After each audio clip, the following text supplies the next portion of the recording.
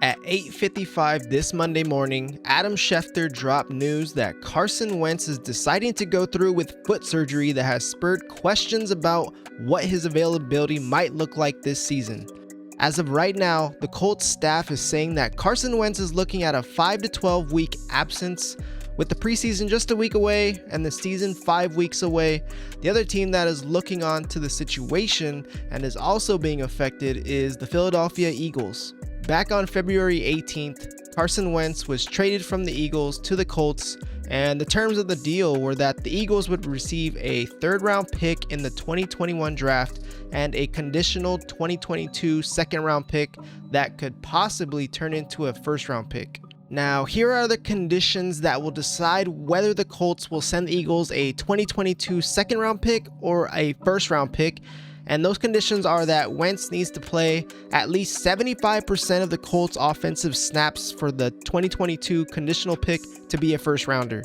Or another situation being that Wentz plays at least 70% of the snaps and the Colts reach the playoffs. It wouldn't be any lower than a second round pick though. If we look at the shortest possible timetable, Wentz misses 5 weeks and is able to have a chance at suiting up for the first game of the season, which is likely not going to be the case. Foot injuries have been known to be injuries that need some time to heal and shouldn't be rushed, or else they'll be nagging for the rest of the season. In the worst case scenario though, Wentz misses 12 weeks prior to the surgery and is looking at roughly a week 7 return.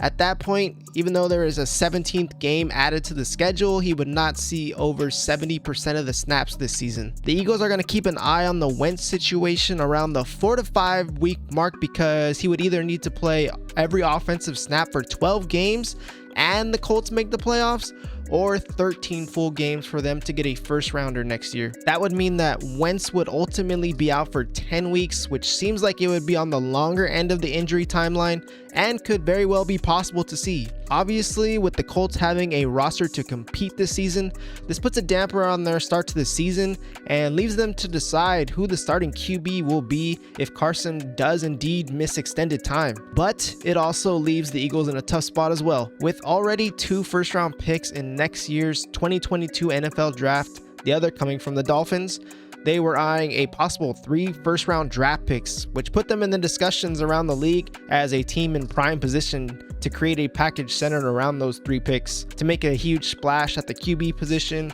should they think they are better off moving on from Jalen Hurts. Much of the conversation involved Deshaun Watson this offseason because the Texans are looking for multiple high round draft picks and players back, and that is exactly what the Eagles have.